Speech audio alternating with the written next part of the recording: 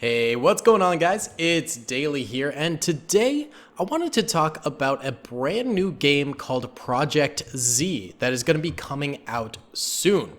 The planned release date is TBA, which is a bit of a bummer, but hopefully we do get a little bit of an announcement on that relatively soon. So let me just go ahead and read the Steam page of Projekt Z to you because I think it does a pretty good job of summing it up. And then we'll talk about why I think this game could have a big future in the gaming community and could innovate and change a lot of the gaming scene, specifically AAA games. So, Projekt Z is a free-to-play first-person shooter set in a World War II zombie scenario on a secret German island. The game focuses around the Projekt Z, a project run by the Nazis to turn zombies, which have been discovered on the island earlier, into weapons to turn the war around in Nazi Germany's favor.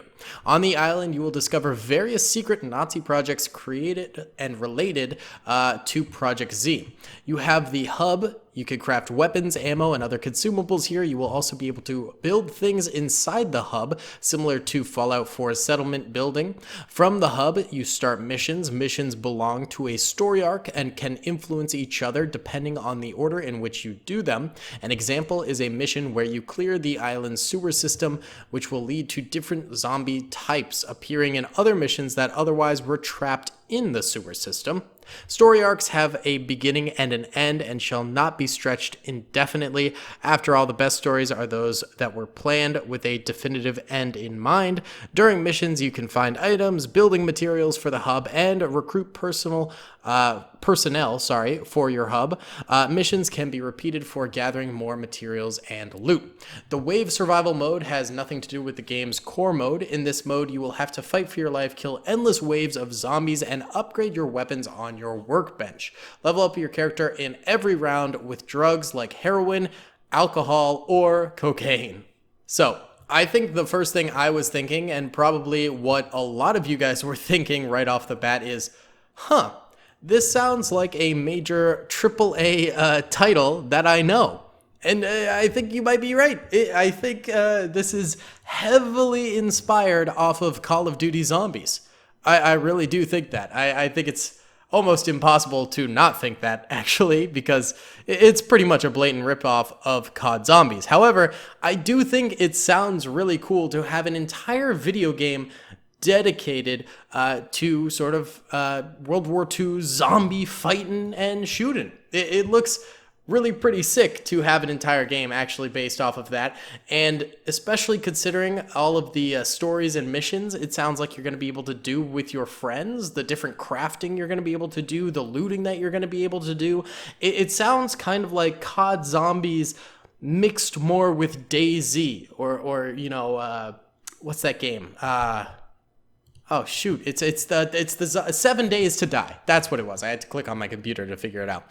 7 Days to Die. It seems kind of like 7 Days to Die to me as well. So it just sounds like a really fun game, to be honest. That you are able to just sort of explore more into that idea of World War II zombies.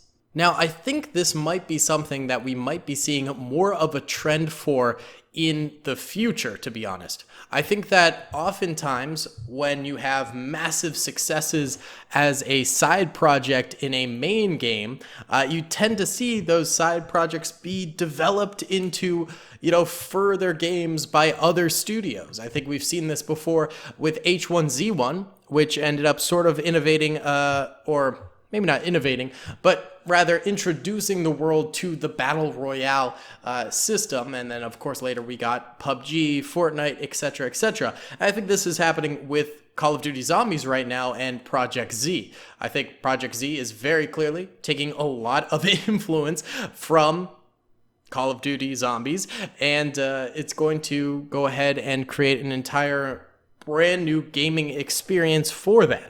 And I think we're going to see this more and more often coming up. I mean, honestly, we've sort of seen every video game genre that you could possibly imagine at this point. And it's very hard, I think, for indie studios to go ahead and develop a generic sort of shooter game or anything like that anymore and be heavily successful with it because of all of the competition that's currently out there in the market. It's just there's no wiggle room to develop your own unique thing that's never been done before.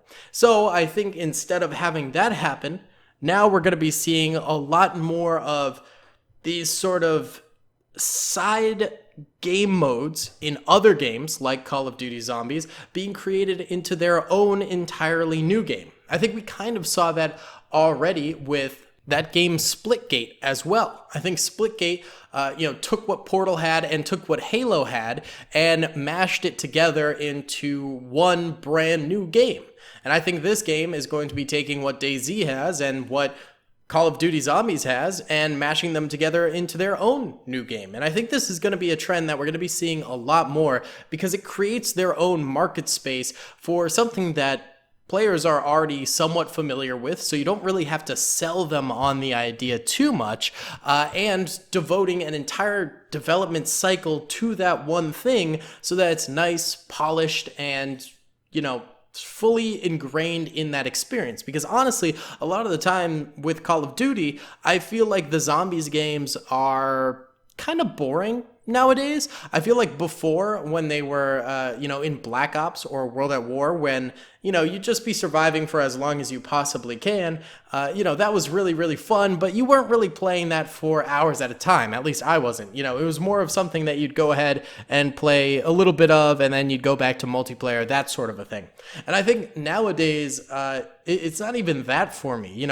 Usually the zombies now for COD games, I try them out, get pretty bored pretty quickly, and just immediately move on to the multiplayer and then drop the game entirely. I think that, honestly, a lot of the times, Zombies for COD is now kind of neglected and just not the best. So having an entire project completely devoted to a World War II Nazi zombies type game is going to be really cool. And I think in the future, these types of game modes might be taking up a little bit of the market space from these larger AAA studios, especially if they're successful, of course. I mean, we saw with Splitgate, obviously Halo Infinite came out and was a great game, but just didn't really have much longevity to it as of yet because there's not enough content. So a lot of people are still sticking with Splitgate, which does have that content that people are looking for. So I think that these sort of side games that we're seeing coming out are going to be having big impacts on the AAA industry and